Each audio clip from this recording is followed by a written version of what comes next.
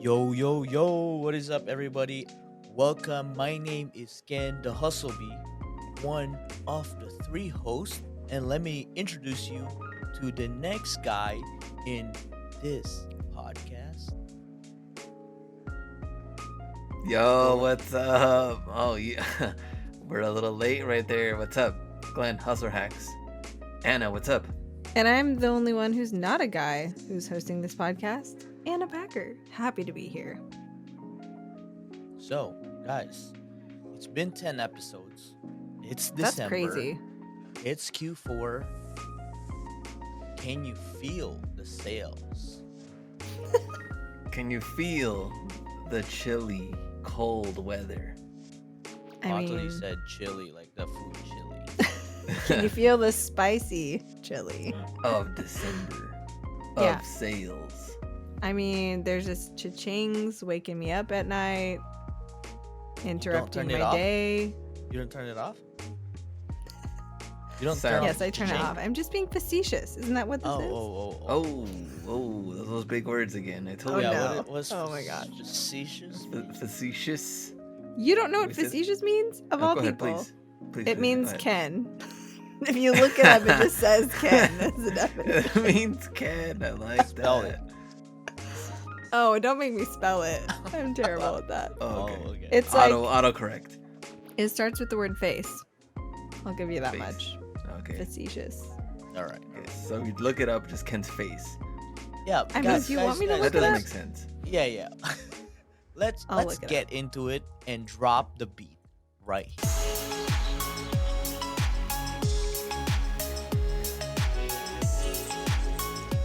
All right, here we go. Let's get this show going.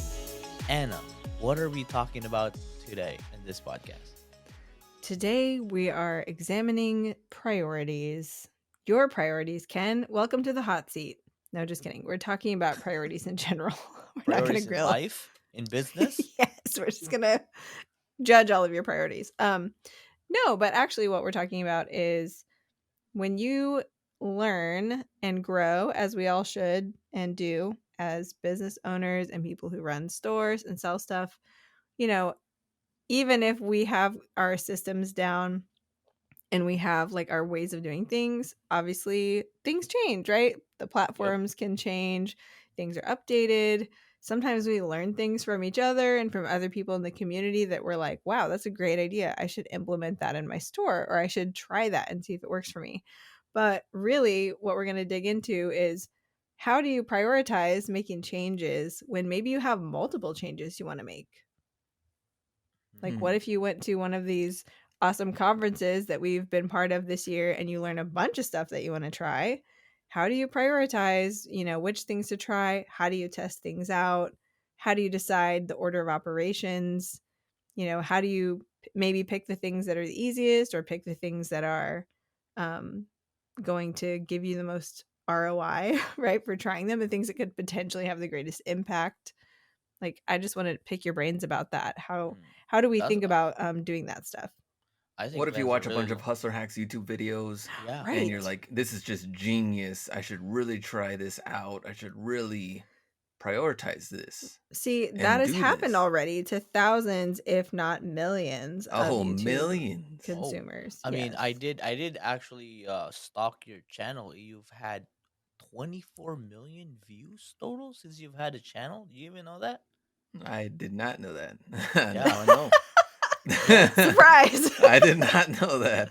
Yeah. So That's so if every viewer just donated $1 to Glenn, he'd be a millionaire. $1 every viewer. That's Yeah. Yeah. interesting. Well, what if there's repeat viewers though? Right. That's what I'm saying. Because you're supposed to be learning every time you watch Hustler Hacks YouTube video, Mm. right? Okay. So surely true. this podcast topic of our episode today applies to like a lot of people who have watched your YouTube channel. Okay. They Interesting. probably learned multiple things from you. How are they to know what to do with that information? How do they prioritize that? How do you Here's a real prioritize question. change? Yeah. For Anna. So let's say you didn't, which you didn't for a long time, know or talk to, like, let's say people from the community. Yeah. do you even really have any new things to experiment if you never watch videos, talk to Mm, people in the community? You're only focused on your business and you know how you're doing things. You know how to store things, list, ship. You have your own process. sure. Does everything else even matter at that point? Like, do That's you a good even. question because if it ain't Okay, broke, don't fix it, right? exactly. I think there's a couple answers to that. So, one is in my personal situation, I really wasn't plugged into community on this level at all, but I did listen to the Scavenger Life podcast religiously every time they dropped an Mm, episode. And I So a was okay. part of I podcast is am important. Listening to the podcaster. podcast That is podcast important. changed my life, no joke. But like, and they're not making it anymore, which is tragic and sad, but I totally get it. But anyway, I'm still a member of their forum. And so I would also read stuff in the forums, you know, sometimes contribute to the forums, whatever. But that was still like minimal. But I think so for me, I would learn stuff all the time from listening to that, but it usually wasn't like a whole bunch of things at the same time. So I did, try out the stuff that I was learning, but it was more like it was a lot more one thing at a time. However, another scenario is what if something about the platform changes that completely changes your workflow in one of your processes? I'm trying to think of a good example on eBay, but over the Like course of the promoted last 7 listings. years. They Yeah, they announce promoted promoted listings listings, right? becomes a thing and then you're Yeah. like, what do I do with this? Or do you just leave it alone? Maybe you do just leave it alone, but then at some point, right, when the market sort of that becomes a normal thing and is no Mhm. longer the shiny new thing in your space, then maybe your sales are suffering because you're not as competitive anymore. And at that point, I think a lot of people would start to try to figure out from other people or start searching stuff on YouTube or Googling, like, to try to get some answers or some ideas about what they need to do. I think most people would do that before they would just be like, "Ah, this isn't working anymore. I just quit," you know, Mm. like without even trying to find a solution. So I don't know, like for me, I had like a trickle of new ideas and stuff all the time. And I did implement a lot of those things.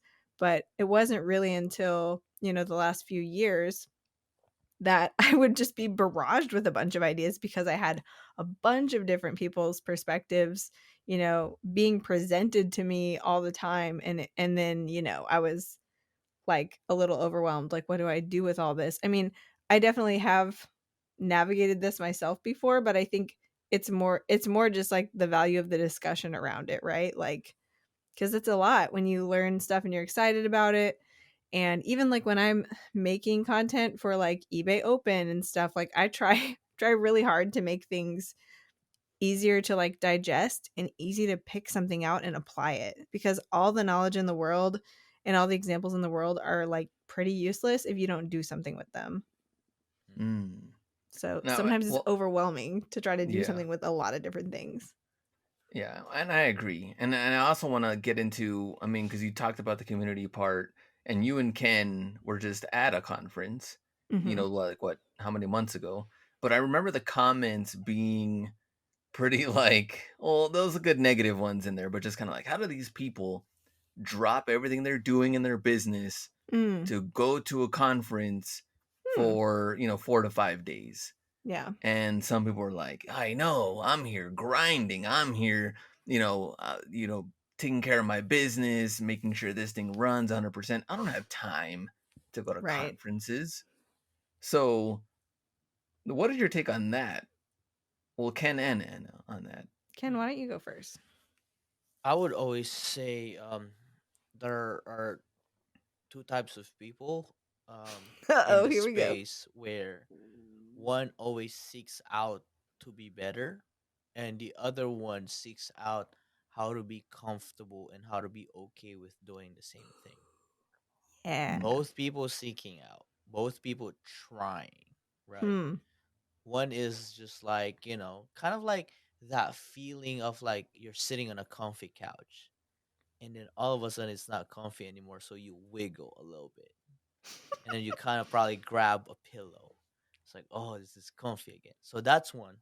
Especially And after you just ate and you're full, you're Oh, like, I right, definitely need this pillow to just like hide sleepy. this yeah, stomach. right, yeah. And then there's people that okay, I've done it, I tried it, it works. How can I make this better? Or what are the other things that I can learn to apply to make this even better? So I Mm. think there's two. And Hmm. the comment of like, okay, how do they do it that they can afford to leave 4 days for a conference? Let me tell you, you go online, you Google flights from Cincinnati to Las Vegas, you click that flight, you buy it. After you buy it, you get a confirmation. And on the day of that flight, you have to show up at the airport. That's how you get to those conference. One There's foot in really front of no the other other. thing. That's how you physically get there. Yeah, and mentally, you decide. You I'm decide gonna to do do it. this. Yeah, I'm going to do it, right? Because if you're expecting to learn, you will always find something to learn about. That's But good. if you're expecting to be more comfortable, there's gonna be more pillows in the couch. There's gonna be more blanket. Next thing you know, the side table pulls in with a bunch of snacks. You just keep getting comfortable there. All right, Anna's take. Yeah. I mean, I agree with that. I think well, first of all, I came from a totally different career before this, and in my previous career, guess what? Not only is it common for people to take off time of their work during the year to go to continuing education conferences, seminars, all kinds of stuff. It's legally required. And guess what? You have to do 35 hours of those to keep your Oh, license in your state. Wow. And nobody pays for that. Nobody, accounts for that in your schedule. Like that is just on you as a licensed professional to make sure that in your licensure cycle you go and do that. And Mm, you have the power to decide your budget and to decide, whether there's travel involved, but like a certain percentage of it has to be in person. And it's like in many other industries, that's just a normal thing. And I ran a business in that industry too. And I think it's the same thing. It's like, well, you have to make that a priority and you have to budget for it like any other business expense. You have to have good enough processes in place that you can leave, without the house burning down behind you if you're gone for a few days, and you just plan for it. It's like you put on time away. You can shut your whole store off if you don't want to worry about coming back and shipping stuff, but you have to decide, like Ken said, you have to make a decision to go, but you also have to decide, and take responsibility for all the aspects of it and not feel victimized by your choice to go, mm. because you are giving up time and resources to do it. But the point is that that is an exchange of your time and resources for something that is valuable. So you just have to decide that for yourself. And if it's worth it to you, you know, you'll make the accommodations basically. So I feel like maybe people who have never worked before in an industry where that is a normal thing to have to take off work and budget for and accommodate, days or weeks of training, like that is a normal thing in many industries. So it's really not just for resellers. well, there you have it. Imagine coming back from the conference and being like, man, turning off my store felt so good. I'm not even gonna turn it back on. I quit. Yeah. I'm You've going on learned so hiatus much. indefinitely. Yeah, you learned so much, and you just like, nah, I'm smarter now. I'm not gonna But turn what it back usually on. happens, right, is you go and you're not only refreshed from getting out of your daily grind and being Yeah. in a different environment, but you're also like excited and fired up to try some new stuff. Mm. Mm. Yeah. And what So, about So this take, Anna, though? Real quick, what about for the people that say, well, I don't want to turn my store off mhm. because the algorithm Oh is yeah. not going to Okay, climb then me don't. back in? You can do a then number of don't other things. You don't have find to turn it somebody to off. ship for you. Yep. You While you're could gone. borrow the Yep. neighbor kids and have no child labor, but have someone ship for you. You can extend your handling time on your listings with individual changes or business policy change. You can also turn on time away, and you can, you know, make your handling time long enough for you to be gone. And then you might have to ship a bunch of stuff when you get back, but who's complaining about that? That's a great problem to have. Yeah. And You're making networking money while is you're gone. that's very true. And Yeah. networking is kind of crazy because look, Kenny is great at networking. He knows how to talk. He knows how to meet people. I They am love seeing networking. him. He is networking. He's great at Um. networking and he's great at facetious as well. Oh, there we go Let again. me. Don't stump us. I'm just kidding. But I think with networking, what's interesting about the networking part is that whether you're your own business, entrepreneur, whatever, or even if you work a 9 to 5, what do they always tell you? It's like, oh, you're trying to apply here, you're trying to get a job here. It's Yeah. about who you know, Mm-hmm. right? When you're trying to Right. get in. Yeah. And they're like, I mean, we've seen it all the time. Well, my buddy is applying for this, Yeah. whether he's qualified or not. I'm getting my buddy in here He gets it. before the person gets that the actually job. is qualified. Right. And then guess what? Maybe the position is filled.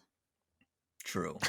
So No, there we go. no. Here's the thing. Let me ask Glenn then, because talking about going to conferences or meetups or networking session, whatever you call it, I met Glenn because he chose to go to a networking event, Mm. and Mhm. that was his first one, right? Correct, like Mhm, flying out of mhm. state, Yeah, and and this it was was in my Chicago first too, time. which I've only been there once, if that. That time? Yeah, Or like that time. once before that? Yeah, just once before that, and that Oh, was okay. it. Yeah. So what was your, because obviously that was early on in the Hustler Hacks. I mean earlier, right? That was Mhm, what, mhm. 7 years ago. You weren't, you didn't have the Lambo, you didn't have the Ferrari yet, you didn't have Back the then. private Back jet, then, right? Like you had to fly coach. How did that feel? yeah, yeah. Back then they didn't know me. Now I'm hot, all up on me. They didn't. It was just totally different. Well, the thing is like I really wanted to feel, part of the whole community of what was going on. Like I would, see other conferences and I'm like, oh man, that's cool. Like I would see this person making a video or YouTubers at the time. And I just wanted to be a part of that and meet them and see and talk to them, I guess, maybe more face to face of like, what are they doing and what are they interested in right now? How do they run their business? So same thing that we're talking about here, on the priorities and things you can learn. It's like that's really why I wanted to go more than anything. I guess more than the speaking or the talks, things like that. I really just wanted to meet them in person and kind of like pick their brain, I guess I would say. So when you were trying to verify if they were real in person, how they really were, right? Verify. Yeah. He's like, is he really funny in real life? Is he really this nice? Is it all heavily scripted? Yeah. So let me YouTubers are different in real life. I can't tell you Yeah. that much. I can They are. imagine. But Well, not most. but I guess I would say some. Some are. yeah, but you have gotten the most comments that you're the same in real life. I was just gonna like make a joke about that. I won't. Go ahead. Why? No, I Say mean, it. I'm totally kidding. You are exactly the same. But I You was are gonna be exact- like, yeah, you were so weird in real life. I was so tempted. Yeah, this guy was just like a creeper, and it was just totally not my vibes. And then, yeah, no, that would have been No, weird. you are totally like authentic through and through, I think. Oh, I Yeah. appreciate So that. Or you're yeah. just So fooling Podcast me is really over. well. This One is or a the great other. episode. Let's end it there on a high note. well, let's like we Me sold and Glenn, we sold his 24 YouTube million channel and views everything. agree. Like Yeah. yeah. So I was like, this will get him to 25. Yeah. I guess we want to go back to what you were talking about priorities, though. Okay, let's say there is something new.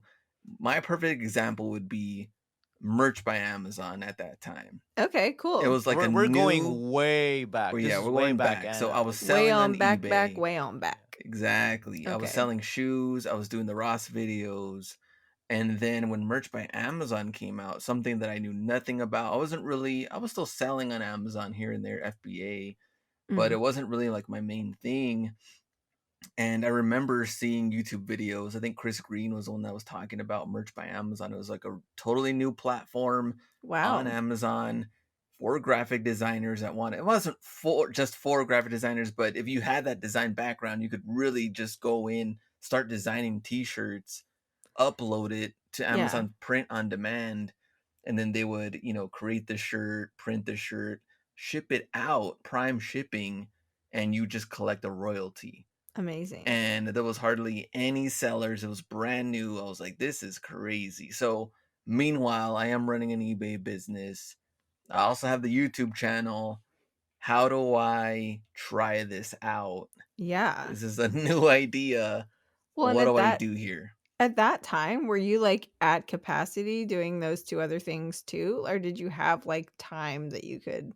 Because to me, it's like that is a huge barrier for a lot of people when they're trying to integrate something new. The first thing is like, I don't have time to mess with this, right? And then I there's think it's like money, their and then number there's one. the learning curve. But like, how was that hmm for you in this example? Because it's a great example. Man, so I think I was trying to figure out, okay, how can I still create YouTube content, go into stores, and then how do I keep the the eBay part going, and then I want to try this out. So my priority was eBay no matter what. Like, things need to sell. I have these items, they're physically here. I got to get them listed. That's number one priority. So you Yeah. kept your main thing the number one. Yeah, Like which what was going doing really well, you kept it mhm, as a priority. yeah. And then where did merch come in? Did you have to sacrifice sleep, your nap, or what did you replace it with? Like how So did it insert? the YouTube part, I think I had to go down to less videos. I think I did end up cutting out one or two videos, just depending on how much I had that week. Mhm. So I knew that I had to go to the stores less. Okay. So sell on eBay, keep those things listed. I'm going to be technically kind of sourcing less and creating content less. Then the merch by Amazon side was more for like when that all that is done, late night, going to bed late, I'm going to be working on this and spending at least 2 to 3 hours on not only it wasn't even figuring out a system, this was just like figuring out how it even works. Yeah. Mhm. So there was really just basics on this, trying out, making sure I'm uploading it right, the correct specs on there, the correct titles and things like that. And it was a lot of work trying to figure that out at nights. And then eventually, when that money started to come in, the priorities changed. So you So, waited for results. hmm Interesting. Once the results start trickling in, you start shifting time yeah, more towards it. Because hmm I know, like knowing you, like didn't you have like 10,000 designs up or something like that? yeah. At one point, I was just like cranking out these designs like crazy, and How many designs Bro. did you get up to? Um, actually, I don't even remember, but I do remember I had to get hundreds done per day. And you're talking about like comparing, I guess, like those listings to eBay listings, Yeah. and they were simpler, but over time, you're just gonna Yeah, because you Yeah. can't what keep am I making the looking same at? design, right? It's not Yeah, like okay, there's one apple, and then you just Yeah. put 10 quantity. It wasn't about quantity. yeah, no. It But would was you like change color palettes or something? Like Mhm. Yeah, slight like, like it could be the same variations? design, but the t-shirt is black with white Right. graphics. Okay. Mm, And then the second design is the graphics are, like, red and black, and it's gonna mhm, go on a white t-shirt. Wow. mm. So it So was kinda like variations, even though it's the same design. And that was interesting too, and so I remember what kind of sucked though was because my channel was highly, highly based on the eBay buying stuff from Ross Burlington. And then I started a podcast now on the merch by Amazon side. And so now I was like really going and shifting totally into this merch side while my Yeah. channel and everything was really, yeah. high on the eBay side. And I was really changing the Uh, priorities big time. so so so I think that kind of mentality, like he gave you. I think this is giving people permission that it's okay to shift, that Yeah. it's And to okay try to learn something some. new. Yeah, Totally. yeah, and then because like you even did traveling for merch by Amazon before you did Mm-hmm. anything on for eBay What? stuff. I didn't Mm-hmm. Yeah, even know this, Glenn. I feel yeah, this. embarrassed. Yeah. Yeah, this I was not was aware. yeah, so we even did like a conference on the merch by Amazon side. And the design part. I met those people that were kind of creating kind of like semi little platforms too, on like how to research proper niches and sharing ideas, doing that. And that was like I think we did that one in Seattle. So it was totally different than the eBay side, but always in my head though, I was like, you cannot stop eBay, even if you're just doing like a The bare couple minimum or something like listings that. a Yeah, like day, a maintenance week. mode. Yeah, Because bare in my own minimum. head, I was thinking, if something changes here, because it was going well, like Yeah. the royalties were higher per shirt, because this was very new, so it was This was, like, Yeah. oh yeah, they were marketing the crap out of it yeah, too, right? this Like it was was the new new, thing. Yeah. and Wow. you're making like up to $11 per shirt on royalties. You're not even Yeah. shipping anything out, nothing. And then it would go down. Sometimes it's like $8, $9, and then they would also change their priorities, which Yeah. they figured out too. They couldn't handle certain amount of designs getting printed.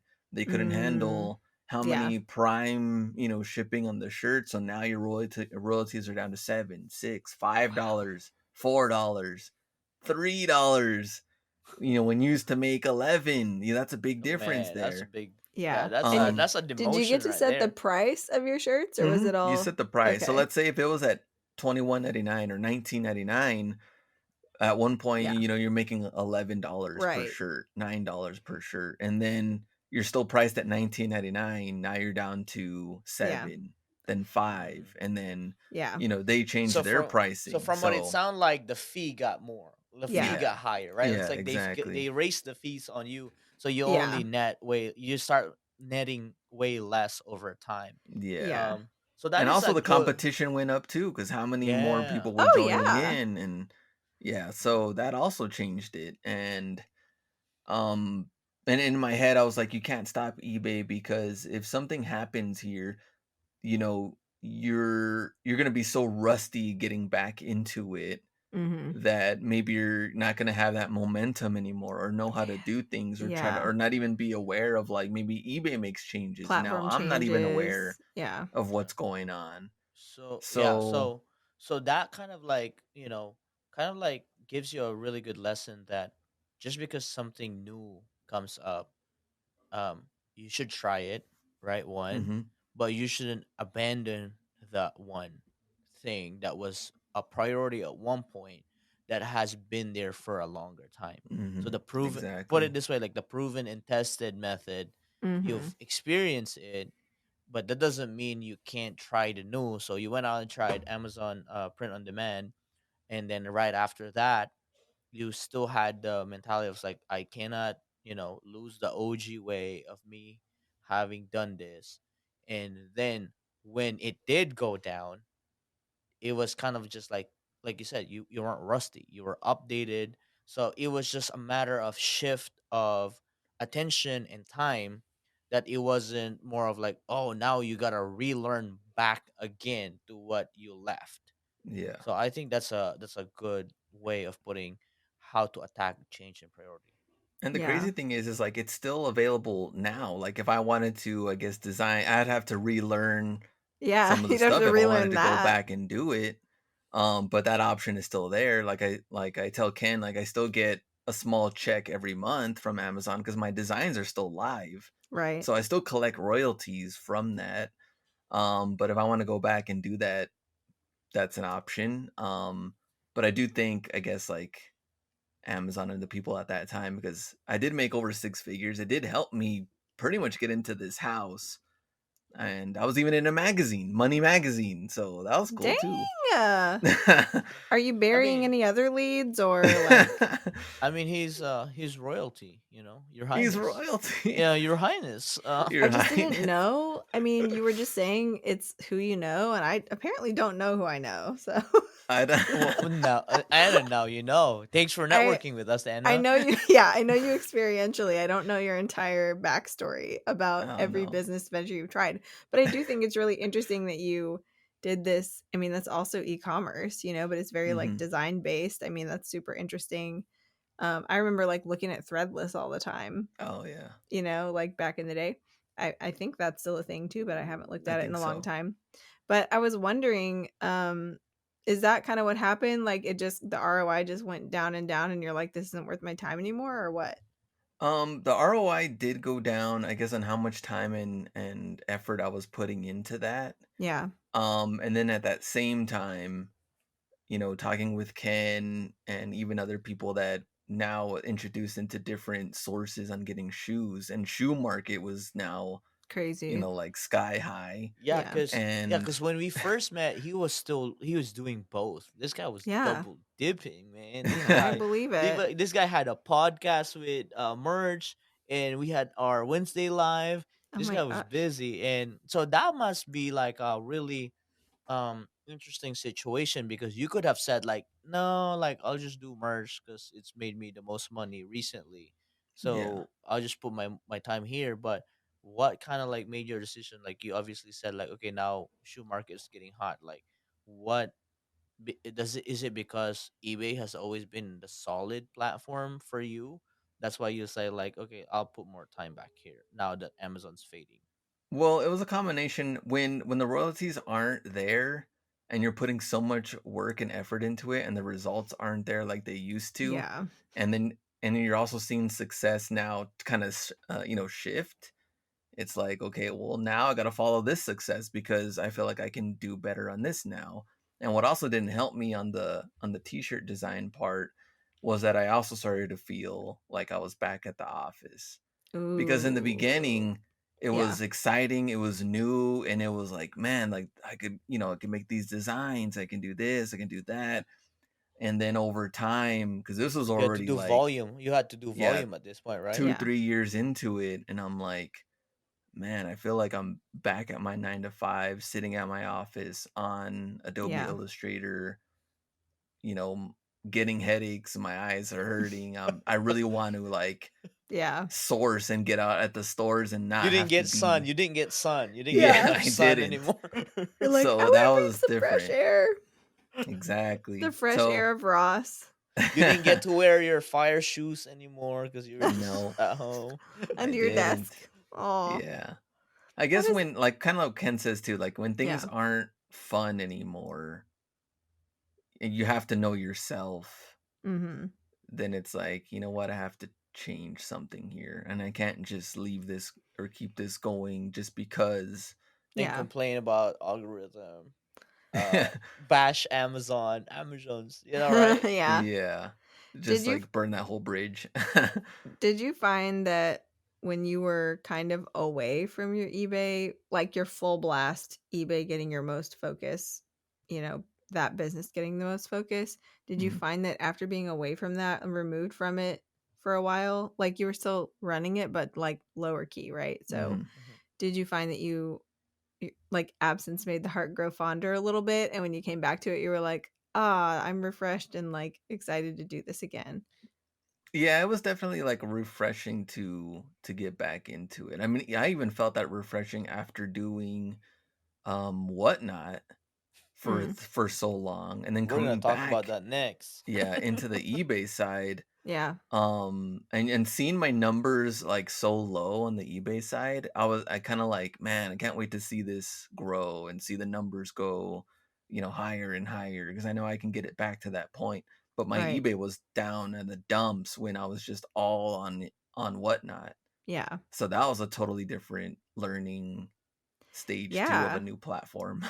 And it's a good reminder there too that like what you focus on is what grows, and when you take your Hmm. Mhm. focus off of it, you can't expect it to grow or even maintain for, a really long time. I mean, I learned that lesson moving and not listing new stuff for 8 to 9 months, and Hmm. it's like I was still as focused as I could be and I was still shipping stuff out, but I wasn't focused on sourcing and it shows. Like right Yeah. now I am feeling that, but it's coming back. It's getting better. But like I find that I kind of do what you did on just like a more micro level. Like for example, whenever I had this like lightning bolt idea of I wanted to write a book about my store, and I Hmm. like immediately had the outline in my mind and was like, oh crap, I gotta actually write this now. And it took me about 40 hours to write like the Hmm. first draft, like rough draft of it. But I seriously sat on my back porch and wrote it for not 40 consecutive hours like I slept, but I probably wrote it over, a couple of weeks where I would spend Mm. like 6 hours plus at a time sitting down writing. Like Mm. multiple times, or like 2 to 3 hours, like whatever chunk of time I could spare, I would do that. And then I would still just be shipping stuff. So it's not like I took my eye off the ball for very long with my store. And it was like weird because I was constantly thinking about the store because I was literally writing about it and, dissecting all of my processes and stuff to write about them. But I was just like, I know that I need to lock in and focus on this so that I get it done. And eBay, like that's one of the things I love about having an eBay store at the center of my work life is that it can tolerate that that taking Mhm. your eye off the ball for like weeks or months with not very much of an impact. But, if it goes on way longer beyond that, then yeah, you've officially lost momentum. But that was always a cool thing to me because, it can be a grind listing stuff and shipping stuff out even or whatever, sourcing, like any part of that can be a grind. So having a reason to take a break and try something new or like do a project or something, sometimes like I think it does kind of like refresh you and you're like, Yeah. oh yeah, you know, this is a really familiar, comfortable like thing that felt like a grind a couple weeks ago before I took a break from it when I really needed a break. True. Yeah, I definitely want to dig deeper into the book, and then I want to go Ken into learning whatnot. So I think we have two great examples on the priority part. So how did you prioritize writing a book though? Because someone could Yeah. just be like, "Well, I don't have time to write a whole book while I'm running this eBay business." Oh, I said that while I was writing it. It's like, I don't have time for this. Yeah. So was I it like in mean, the morning and night, or just like whenever free time you had after literally, listing yeah, shipping, or all the live long day. And also, like, I don't know, I'm definitely a binger at heart. So if I was on a roll, I knew, and I know Just this keep about going. myself, right? yeah? Yeah. If I was on a roll, I would just go for it. I'd be like, sorry, I'm not cooking dinner. I'm not doing anything. I'm not done yet for today. And I need to keep Mhm. going until I'm done. So I Mm, would just kind of do that. But some days I would only have like an hour or two. Like I still had a life. So I had scheduled activity that I had to do. But as much as possible, I gave myself like the flexibility to just go with inspiration. But Mhm. I say that as somebody who has been a writer for a long time and I've already built in the discipline part of writing. So like I know that you can't just sit around and wait for inspiration to hit you on the head to be like, "Oh, mm, maybe I should go try to write something." Like I sat down every day and worked on Yeah, it. and right, yep. But sometimes it would be like, "All right, I I pulled out my own fingernails getting through that 30 minutes of my sit down and write time and it didn't lead me anywhere." But the next day I wrote for 8 hours without taking a breath. Like sometimes that would mm, happen. So So, that's kind of like that's identifying, right? mhm. The tendencies. You said you're a binger at heart. Yeah. Identifying that and using it to your advantage, Yeah. and building a system around you that I'm sure John, your husband, understood that when Anna gets on the roll, I was like, Yeah. I'll order dinner or I'll make dinner because Order she's dinner. trying to fuel uh her flame that's going on, right? So like Yeah. I always say, like when you're interested at something the most, Yeah. dump fuel in it, dump gas in it, and let that flame burn as big as you can, because that might be the only chance that you get that thought Yeah. and You have that yeah. kind of like energy at that moment, right? You have to strike while the iron is hot. And I also knew that it's one of those things like I immediately knew I will regret not doing this, but I will also regret putting it off because I knew the iron was hot. And I was like, mm, okay, so I've got to rearrange some stuff for a few weeks and like try to knock this out. I had no idea how long it was going to take me. And it went way faster than I thought it would, honestly, because I had a really like solid outline that I stuck to. And it was just, you know, it was easy to kind of like break it into chunks and like knock it out. And a lot of other writing projects are not like that, but this one just happened to kind of be like that. And so, but I didn't know like maybe it was going to take me 200 hours. Like I really truly had no idea when I set out to do it. So I was just that you have to be able to accept some level of uncertainty too. you know? And Yeah. like, That's good. and I think too, I mean, I'm sure you did this with Amazon, like you do wait to see results, but you know, also you have to decide at some point like how much cost you're going to sink into this Yeah. endeavor. And if you are never seeing results, like if I sat down for 40 hours and I got 2 paragraphs written in that 40 hours, I'm not sure that I would have pressed on to write the Right. entire book. You That know what I book, mean? yeah. Because I would have had a better idea of the scope of what I was actually trying to do and whether it Yeah. was realistic and whether I even wanted to actually do what it took to achieve it. Yeah. Or you could even decide, you know what? Maybe these 2 paragraphs aren't even that great. Yeah, for Right. And then sure. you're like, man, I took this long on it. Oh And then I'm yeah. like, Never mind. Yeah. Maybe I'm writing an outline only and not a book. Yeah, or yeah, maybe it's a haiku. You Maybe wanna it's a haiku. Yeah, it's um true. I mean, people do that all the time. They sit down and write a book and go, actually, I don't think I have enough for a book. Never mind. This is a chapter in Yeah. yeah, another book. Oh and man. Yeah. and correct me if I'm wrong. With both of you guys' experience, is it constant evaluation? Does constant evaluation fit in there? Or do you need constant evaluation when you're trying to shift priorities, when you're trying to try new Hmm. things? And if you don't, because my concept is like if you're not constantly evaluating this new thing that you're Yeah. doing, and the next thing you know, like you said, like how much you're gonna sink into it, how much investment are you Right. gonna do? Next thing you know, you're $50,000 deep in this app, and you don't even have a name for it. I'm Mm, like, what have you done? Like, Yeah. you didn't evaluate when you've spent 5,000. You don't have a name, and then you come up with a name, and the name's taken. Like, does yeah. that have anything to Devastating. do with it? Is it constant evaluation? Is I that have, something that we need to tell everybody? You have to constantly evaluate the things that you're yeah. trying out. Well, I have two answers for that because mine, I mean, and I don't know, maybe Glenn, obviously what you were doing was also very creative. And I believe in an extremely broad definition of creativity also, which is like a whole other conversation. But, you know, for me, like while I was actually writing, no way. Do not evaluate, do not edit while you write. It uses two That's different true. parts of your brain. It uses different processes in your brain that are in conflict and it will lock you up while you're trying to write. So if you're Oh, trying to oh, we need create, to put a pin on that one. That okay, needs to be a topic. it's Mm, amazing. But like seriously, you will hamstring yourself every time if you try to edit something while you're writing it. Don't do it. I love editing more than most people, and I don't We edit know. while I'm writing. I know you all know because I'm constantly editing you. But anyway, proof it's more proofreading than like editorializing. But Yeah. anyway, so no, I'm against constant evaluation from that perspective. But Hmm.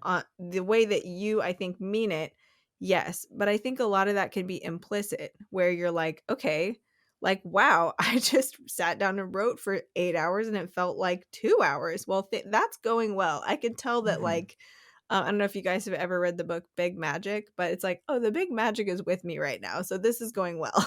And that's Mm, the only evaluation you need at that point. Okay. But like, So evaluating like the source and the process, like it's going well. yes, the That it's not general, painful, right? Like it's not is painful. it It's forward not like motion? destruct. Yeah, it's mm, Yeah, not destructive. Like right. I'm not getting divorced, right?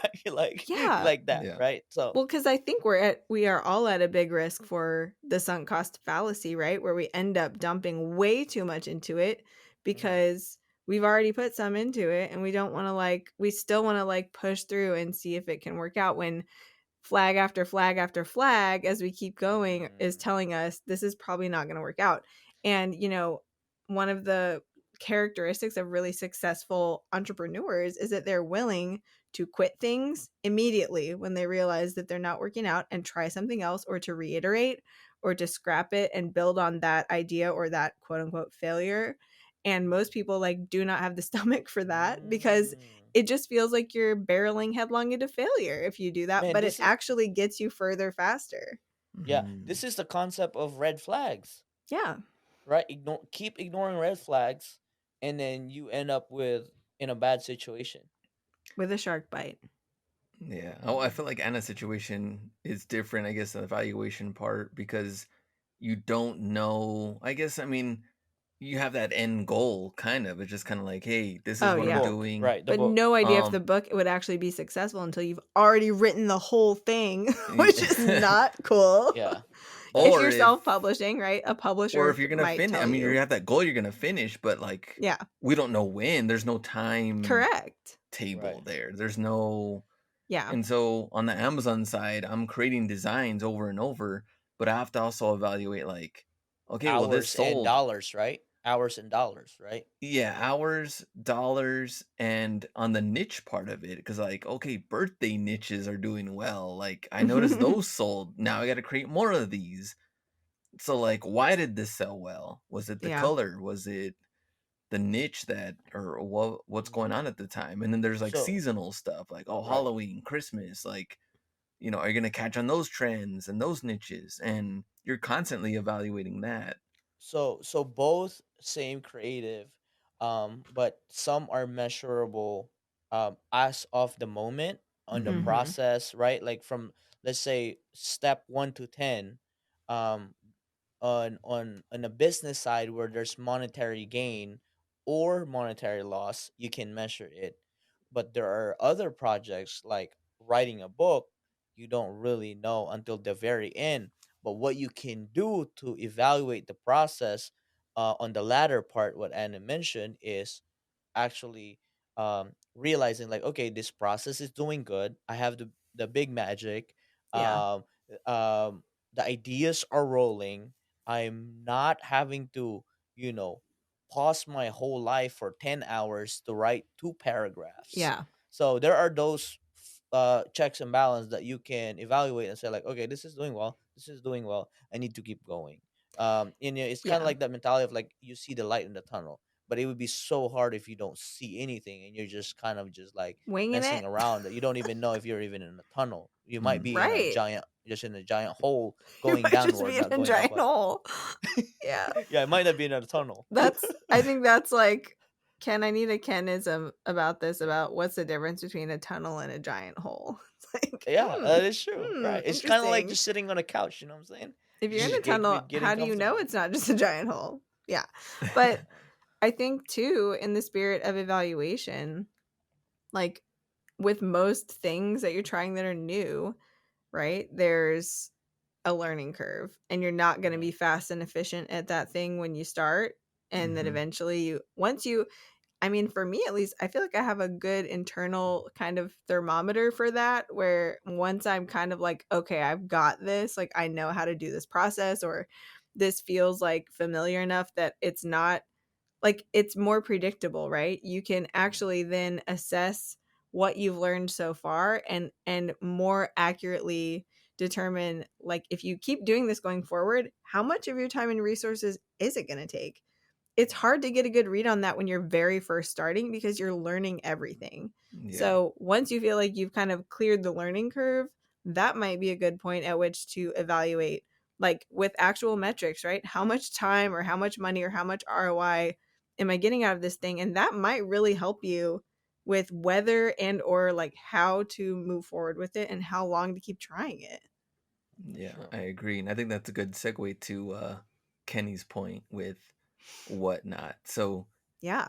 Ken, you saw, well, we didn't know what whatnot was. I didn't know You I saw it still anything. on, don't I know what whatnot posted about is. then I'm just I kidding. I I, posted I about it. Next thing you know, Kenny's selling. So what he happened? well, he told me about it, right? It's He like, told me I've been about it. dying to ask you this. What? What What? Dying happened to ask here? what? I said Glenn's been dying to ask you, like, what happened there? Yeah, for real. No, no. So this is the context of it, right? Okay. Um, which, when did we start? It was like we're just coming out of the lockdown, Yeah. and during that time I was so motivated to become a YouTube star because my buddy's a YouTube star, and I have all the advantages that I can just call this guy. I'm like, yo, teach me, what are the tips Mm. and tricks here? And he did, right? We started a YouTube, we put up some videos and everything like that. I learned how to edit, and I'm giving you guys context because I felt like it was kind of like a slam dunk kind of idea when whatnot came. Yeah. So I was so busy on that. Um, our eBay is kind of like on cruise control. We're doing, like, and I've invested. I understood that I want to invest in time. I'm gonna, not make as much money during this moment. And me and JC was on board. I was like, babe, we need to do something together and learn together. So Mm. we literally had notebooks and YouTube videos. And I was like, okay, after that 1 hour YouTube, this is what I learned. What did you learn? Because because like we come Yeah. from we have different I would say personalities, right? So we were learning together, and to a point that JC be like, babe, my brain is hurting. Like, can we stop? Right? And However, I was like, it's so no, cute that you No. guys did that together. I yeah, love it. yeah, yeah. So we did that, right? And we would film, right, and we would implement, right, and then right after that, I was like, man, it's just not getting traction. I was like, why is like Glenn's follower not following me? It's I was because like, Icarus the bee has flown too close to the sun and burned his yeah, bee yeah, that's wings. what it was. And it's a totally different niche, though, when you really think Yeah. about it. I mean, it's Yeah, it not was, really it to was. do with reselling or following No, Bee's no, no, Yeah. journey, But it's anything like that. interesting because you're like, all the ingredients are here. There's no reason this shouldn't succeed. And then you just exactly. I mean, weren't that's seeing what I it. thought, right? Like that Yeah. was the great idea, right? It sounds very And then frustrating. yeah, and then while doing that, I was like, okay, and then stores start opening back up. We started sourcing, so now I fell back in love with eBay. Like this is it, it's like I don't have time to make videos now. So I was like, Mm, okay, maybe that was just a passing kind of like uh moment that we just wanted to shift a little bit, right? Yeah. Like you said, what was that quote? The heart goes fonder. I mean, it's like, what was that Absence quote that makes the you heart said? grow fonder. Yeah, yeah, yeah, like that. It's like you Yeah. never really knew what you had until you lose it, right? Yeah. Um, why are we talking about breakup quotes now or something? Quotes or something You're like that, like, huh? we were just on a break. We didn't break up. It's Yeah, fine. yeah, and then Glenn comes like, "Yo, whatnot?" And I'm like, "What? And he's Like like, What is what?" that? not. Yeah, because I Get told with them I was it. like, because usually I'm like the tech guy, advanced. Like, how does this guy know about? Yeah. I was like, what? WhatsApp? It's like no, like whatnot. It's like like yeah, What's the up? texting platform. Like Yeah. no, not the WhatsApp. It's Oh my whatnot. gosh. And this guy was sneaky. He was sneaky. He said like, you should apply. I applied for it. I was like, what? Like you applied for what? That's It's like you amazing. live stream and everything like that. So I was like, I looked into it. I was like, and he said worst case scenario, he said like, it's getting harder to get in, Oh yeah. because it was hard. They didn't let anybody in and everything like that. And so I was like, at least get approved. I was like, okay, okay, Like in case you want to do it at some point. Yeah. yeah. Next thing you know, I got approved, right? And Before I did. I didn't tell Glenn yet, right? I got my onboarding. I did my onboarding ready. And I was like, Ouchie. and I said, yo, did you get onboarded yet? And it's like, what do you mean onboarding? It's like, oh, what not? I was like, what do you mean? It's like, I got approved. It's like, I didn't get approved. And then that's when I said, like, don't worry, you can sell my account. Like, if you don't get approved, you can use my account. Like, that's all I said. And then at that point, I literally had the schedule showed already. Wow. Like March 27th or something like that. Yeah. So March 27 or maybe a first show. I already made a commercial. And then, man, my commercial was already so good. And then I was like, who's this guy? And Wow. during this point, they were bringing in influencers. Yeah. Yeah. But we had to go through the normal process because nobody knew eBayers. They didn't know eBayers. They were like looking at IG sellers and stuff like that, Yeah. Instagram. And next thing you know, man, we just went hard.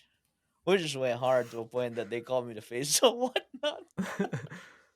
At least also for whatnot sneakers, because also you gotta keep in mind that sneakers was like a new part It was of a new whatnot as category, well. right? Yeah. What Yeah, did they start with? I think Cards. cards. No, Yeah. Trading They cards? started cards during yeah. pandemic. Yeah. Oh, okay. I see. Yeah.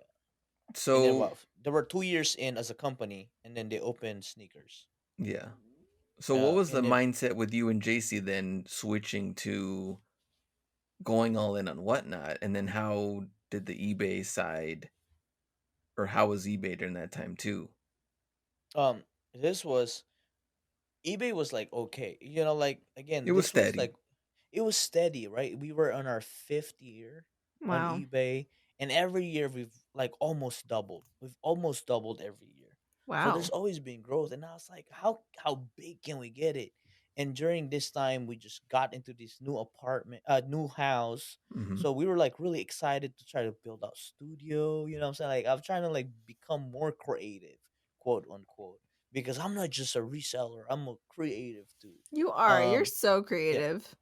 and that's when I saw the potential. It's like, wait, like I know video now. I know how to edit, and like this is way better because I don't need YouTube, right? I was like, Yeah. I don't need YouTube, Yeah. and and then like I love like having fun, goofing around the camera and everything like that. And at that point, Glenn got approved, and I was like, yo, like we gotta go all in on this one because I feel like this is the wave. And and as soon as I saw whatnot, and as soon as I start seeing it pan out, I saw his success on Amazon merch. Mm. I was Mm. like, dude, you are like the first guy there. Like you were part of the first wave. Yeah. Whoever gets the first wave, gets to reap all the benefits of like marketing and like they all of a Kind of like sudden like building a really. following very Yeah, early and yeah, Yeah, like for it was sure. like it was a talk of the town, and it was a thing like, oh man, Hustler X and Hustle B is approved. So everybody was like watching, trying to like kind of like, what's this new thing? yeah, what is this And thing?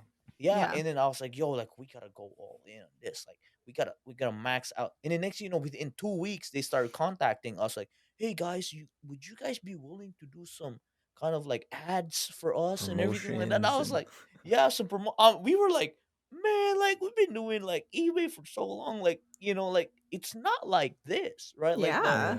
and during this time, like eBay hasn't asked us to do a video. It Right. was always been like conference. So this time it kind of like played to our advantage because we were very heavy on social media, on Instagram and everything like that.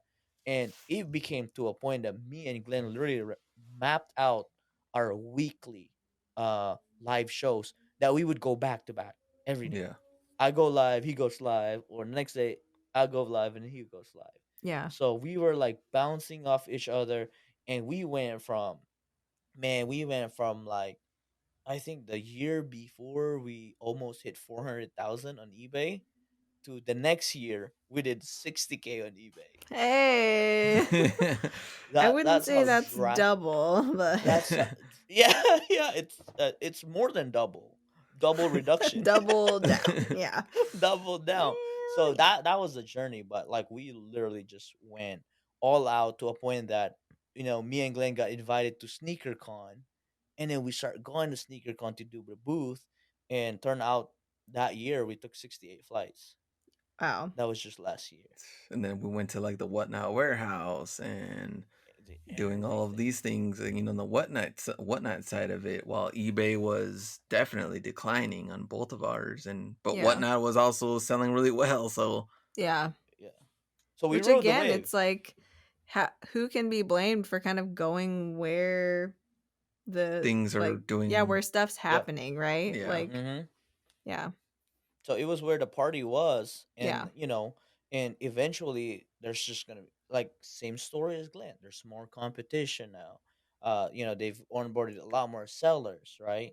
And then it was just a combination of a lot of things that market people ran out of stimulus money. Yeah. There was economies getting harder now, and there was just a lot more uncertainty. And then really the evaluation that I did is like, as long as I kept making profit, I'm in. Once I started like, wait, did I just lose money on that? Did I just lose money on that, on that, You're on that, like, on that? And then just ROI just keep going down, down, down, yeah. down. I was like, wait, like should I like, you know? And then at this point, because it's a very entertainment driven platform, people were jumping off shelves, breaking tables, just like doing Oh my stunts. gosh. And me and Glenn looking at it like, man, they're taking Destructo. they're taking entertainment to the whole new level. Like it was WWE, right? Oh And my at the start, me and Glenn started like a mystery box. Me and Mm-hmm. Glenn started doing like 20 mystery box. Then you got people starting coming in 100 mystery box. it was just a constant like topping of each other. And Yeah. then at Yeah. some point I was like, bro, like this is just too much work for this Yeah. little amount of profit. And I was just like, it was Exhausting. at some point it was exactly, that was the word. And that's when I was just like, like, nah, I just said like the profit is not there, and to make the same amount of profit, you have to do a lot more work. And at that point, it just didn't fit in my business model, and that's when I was like, Yeah. And during that same time, eBay showed love that invited us to eBay Open, and that's when I Yeah. met Anna, and I was like, wow, like eBay still loves me. So Um, like full stop. Didn't know what whatnot was until when I met you at eBay yeah, Seller yeah, Week in 2021, I guess, right? yeah, 22? 22. 2. I was like, what 22. year was that? Yeah, Yes, it was 22. and that's when the heart went soft and became fluffy again, and fed me donuts and some eBay ice cuddled you cream. in. Yeah, They even did. call me They're like, in, Ken, bring some shh, snacks and you everything like can. that, and that's and the rest was history. And then now we're like, we're close to like we're about to quadruple what we did last year from eBay. Mm. Yeah, So we're that's we're coming awesome. back. We're coming back. We're coming back stronger. And then I guess for Yeah, the whatnot side, like I'm still doing shows, and I Yeah, guess in Glenn my still own does. head, I'm just like, I almost feel the same way that I said about eBay when I was doing merch, which was like, I don't want to leave this behind yeah, in case this is like another opportunity, and I don't want to just burn that bridge and never have it again if yeah, this is something that could also do well down the road. And I guess that's where it makes it kind of difficult on the priority side, to where when do you say, you know, I don't know, I don't want to never say never, or yeah. like I'm never going to go do this ever again, when the beauty about online and being on the internet and e-commerce is that there's so many opportunities There are. that you actually have to decide, which ones am I going to roll with, Yeah. and like Anna said, and how deep am I going to be in this. Well, and also like what Ken just said, does it fit your business model? Because I would venture a guess that the stuff that you sell on eBay is not the same stuff exactly that you sell on whatnot. Like it Yeah. depends on your cost of goods, it depends on your volume, it depends on your storage situation. Like some stuff probably makes more sense for one platform and some stuff probably makes sense for another, you know? Hmm. Like Yeah. I'm just like venturing a guess, but I think No, and that's also too, it's like yeah, there's the some the calculating to do in there. yeah, it's like eventually I got tired of 100% sell through. 100% sell through is great, but like as soon as you sell everything, now you're like you don't have anything to You sell. gotta Now go you get gotta do more. Yeah. yeah. That Right. that actually scared me more than anything Yeah. because you can't stop, Yeah. and you're so used to the cash flow. If you stop, there's nothing coming in. Right. I'm not gonna lie to you, that was like a really interesting part in the reselling business that I'd never faced before, but I was like, I actually really liked it. I was literally down to 8 bins only. What? Everything When was you gone. have what? When you Everything have 50 sold. bins? When you have 50 Oh bins? yeah, probably even more. And just a ton of money that came in. So it's like I have a ton of money with very little inventory. Like, where do you go from here? The Alps. And it French was like Alps. yeah, it was cool though, because it was like I'd never been in that situation before. You know, I Yeah. you was know kind of what like, actually what also made me realize is during that time my parents flew in and they stayed for like over a month here at our house. Me and my mom kind of like argued, oh and yeah. she's kind of like, I'm supposed to be here to spend time with you, but why do I feel like I have to set an appointment to spend time with you? Mm. Because you had a lot of whatnot shows going on during that time. You have to. I mean, your brother and Yeah. your whole family was.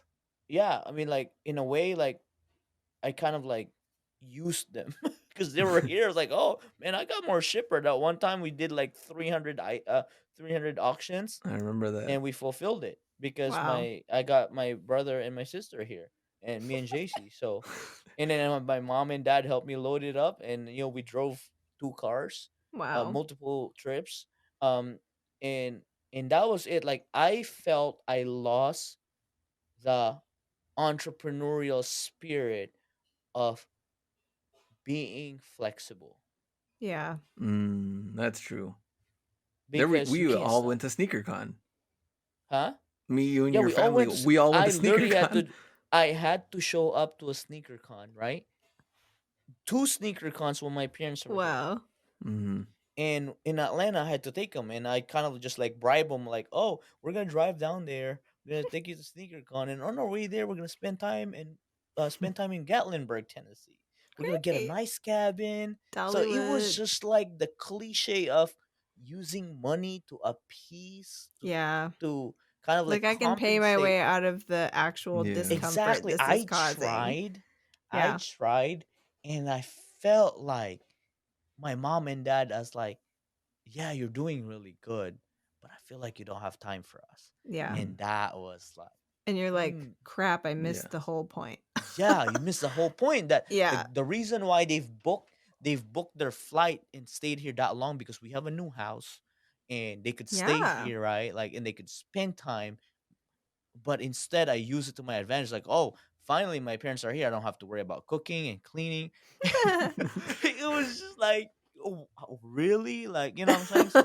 So it was a giant realization that at the Yeah. moment I thought it was fun, but looking back, and I'm like, man, what if something terrible happened and I can't get the time back with them again? And that Right. was the last time I did spend my time For with. sure. Yeah. I'm devastated. I would Well, be on a devastated. slightly less tragic note, even if something terrible doesn't happen, you still can't get that time back. No, And no. that's Yeah. why, maintaining some level of flexibility and the choices about your priorities in a given week or a given business year or whatever on a given day is so important. Like being able to preserve the ability to choose and shift priorities as Yep. needed is like That's why I have Glenn in my totally life. priceless to me. It's just an example of you know, a mature being in my life. A mature, a mature being. A mature. Well, that's why it's gonna be very, exciting and interesting and awesome this year seeing your family. Yeah. Yeah, it will be So extra special because then, it's going to be a different perspective Yeah. of, like it'll be a very contrast experience. So, but I think this turned out to be a really great conversation, guys. Told ya. Um, Told ya it would be. right? Like it's really challenging the way we think on, with great freedom of creating your own schedule comes great responsibility as well. Thank you, Uncle Ben from Spider-Man. yeah, Uncle Ken, Uncle Ken, Uncle Uncle Ken. Ken. Yeah. Duh, why didn't I Of think of that? I'm fired. And you miss it. That was I know. Who even am I? I'm very distraught. yeah. Any last words, guys? I don't think we can top that. I think we're done. Yeah. Famous Guys, last words. my name is Uncle Glen. Uncle Glen. Ken. All right, we gotta. All right, I was thinking of Anna's a dying really here. great ending. I was Literally thinking dying. of a really great ending. Okay. Either I'm Uncle gonna Clan. edit it out, either I'm gonna edit this out, or I'm gonna keep it. Please edit it. But guys, we gotta end it here on a high note. My name is Uncle Ken, together with Uncle Glenn and Aunt Anna. Dollar Club Podcast. You can call me Auntie We're out. A if you want. Auntie A. I like that. Oh yeah, because it was Aunt May, right? Yeah. Yeah. That's right, actually. Aunt A.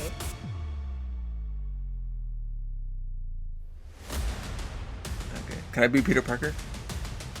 Okay, nice. Okay, Yeah. we're done. We're out.